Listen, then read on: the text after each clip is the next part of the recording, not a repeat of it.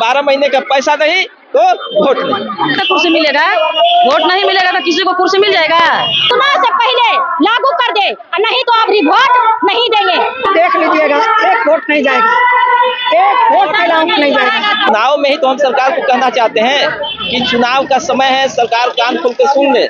देखिए, बहुत तेज बारिश हो रही है पटना में और हमारी मौजूदगी जो है अभी गर्दनीबाग धरना स्थल पर, और हमारे पीछे आप देख सकते हैं राष्ट्रीय मध्याह्न भोजन रसोइया फ्रंट के जो लोग हैं आज धरना स्थल पर मौजूद है और संख्या जो है वो हजारों में है। इतनी बारिश होने के बावजूद भी ये लोग धरना स्थल पर पहुंचे हुए हैं। आप लोग देख सकते हैं महिलाओं की सबसे ज्यादा जो है भागीदारी इस बारिश में और अपनी मांग को लेकर के धरना स्थल पर जो आए हुए हैं उसमें है। तो हम इनसे जानते हैं कि क्या कुछ मांग को लेकर के ये लोग धरना स्थल पर पहुंचे हुए हैं। 10,000 रुपया मानदेय होना चाहिए इन लोगों का, क्योंकि 10,000 रुपया ये तो जीने लायक मांग रही है ना, ये जीने लायक मांग रही है। देखिए, सरकार ने रसोइयों के साथ धोखा किया है। सरकार ने जब हम लोग 7 मार्च 2025 को आंदोलन यहाँ हुआ था, वार्ता हुआ था, उसमें सरकार ने कहा था कि आपको सभी रसोइया को 1,000 से लेके 8,000 तक बढ़ सकता है और 12 महीने का बढ़ सकता है, और कम से कम पढ़ेगा भी तो 5,000 से कम नहीं पड़ेगा, ऊपर ही पढ़ेगा। तो अभी सरकार ने आनंद फानंद में चुनाव देखते हुए उनके मानदेय को दुगना कर दिया। 50 रुपये पा रही थी और 50 रुपये दे दिया, यानी कि 1650 रुपये मिल रहा था और 1650 रुपये देने का घोषणा कर दिया आनंद फानंद में।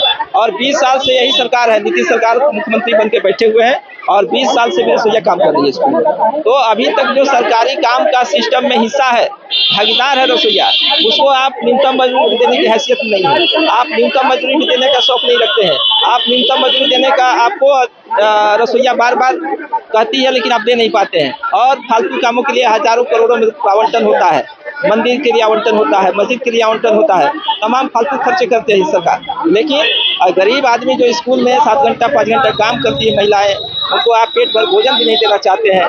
ये बताइए कि 100 रुपया में आज की तारीख में 100 रुपया में आप मार्केट में जाइए और सब्जी 2 टाइम का खरीद के ला दीजिए तो हम मान जाएंगे। छात्र ये वेतन मान नहीं मांग रही है, ये न्यूनतम मजदूरी मांग रही है। चुनाव है अभी विधानसभा का, इतनी संख्या में बहनें जो है आई हुई है, क्या आपकी मांग को अगर नहीं सुनता है इस बात से चुनाव पर भी दिखेगा? तो चुनाव में ही तो हम सरकार को कहना चाहते हैं कि चुनाव का समय है, सरकार कान खोल के सुन ले, नीतीश कुमार सुन ले और आराम से सुन ले।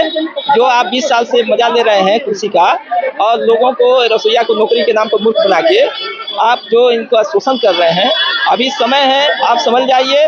और चुनाव के पहले जो आपने वादा किया था 12 महीने का पैसा देंगे, अभी बगल में झारखंड आपका छोटा भाई है, छोटा राज्य, वो 12 महीने का दे रहा है।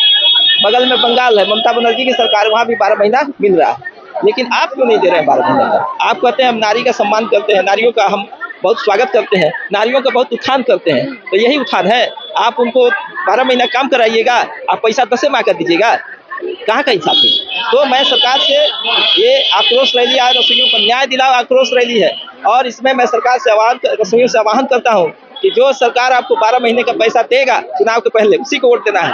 अगर नहीं देगा तो 12 महीने का पैसा नहीं तो वोट नहीं। धोखा, खाली पेपरबाजी कह रहा था 8,000 देंगे, 50 रुपया दिया, कह रहा था 12 महीना का देंगे, 10 महीना का दिया। हम लोग वोट नहीं करेंगे, लिख लीजिए, इतिहास के साथ साथ और बदलने जा रहा है। धोखा मिला है भैया। अगर सरकार 10,000 नहीं दिया तो कुर्सी हिल रही है इनकी। लेकिन 25 उनका फिक्स तो क्या है? अरे आप देख लीजिएगा, एक वोट नहीं जाएगा, एक वोट का अलाउंस नहीं जाएगा। अब बताइए, हम लोग का 5 बाल बच्चा है, 3,300 रुपया दे रहा है, केवन हिसाब से केवन मजदूरी हम लोग को दे रहा है मैडम? ये बताइए, हम लोग 8 घंटा ड्यूटी करते हैं, 8 घंटा ड्यूटी करते हैं, हम लोग को खटाते हैं, और चुनाव आ गया है तब हम लोग को वोट पर गिरेगा कि नहीं गिरेगा? गिरेगा तभी तो कुर्सी मिलेगा, वोट नहीं मिलेगा तो किसी को कुर्सी मिल जाएगा? इतना रसोइया दीदी लोग हैं, नहीं देंगे वोट तो उसको कुर्सी मिल जाएगा? हम लोग मर रहे हैं, जर रहे हैं, 8 घंटा काम कर रहे हैं। अभी भी वक्त है सरकार के पास, सरकार समझ जाए और हम लोग का वेतन बढ़ाने का वो प्रयास करे, नहीं तो अभी 2025 में उनको सभी दीदी मिल करके बता देंगे कि हम लोग क्या कर सकते हैं। सभी दीदी मिल करके हम सभी दीदी एकता बना लिए हैं और हम अपना हक लेके रहेंगे जो वो देना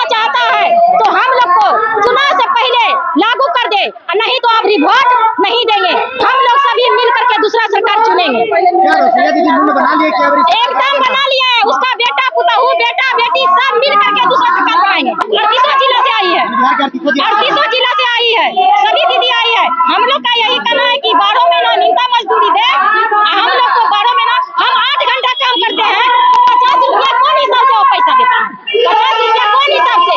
हम 8 घंटा विद्यालय में काम करते हैं तो ये 1 घंटा का पैसा कौन हिसाब से दे रहा है? 1 घंटा का पैसा नहीं मिल रहा। हमको कम से कम वो 7,000 न्यूनतम मजदूरी दे, 8 घंटा झाड़ू पोछा बर्तन मतलब साफ सफाई, किचन बाथरूम सब करवाया जाता है। एक ठाकुर रसोईया से बाथरूम भी सब करवाता है। क्या नीतीश मोदी नहीं सुनता है, नहीं देखता है? वो तो सब देख रहा है। जब हमको टीचर काम करवा रहा है तो सरकार हमको कम पैसा दे रहा है। हम यही कहना चाहते हैं कि अभी तो इलेक्शन के बारी आए हैं, 10 साल से 20 साल से मेरे दीदी रोज 2 रसोईया खाना बना रही है, तो दीदी के हटा दिया है और 6 महीना से वेतन नहीं दे रहा। और मास्टर बोल रहा कि लिख के कागज दे रहा, बोला कि पटना चल जाओ, पटना चल जाओ।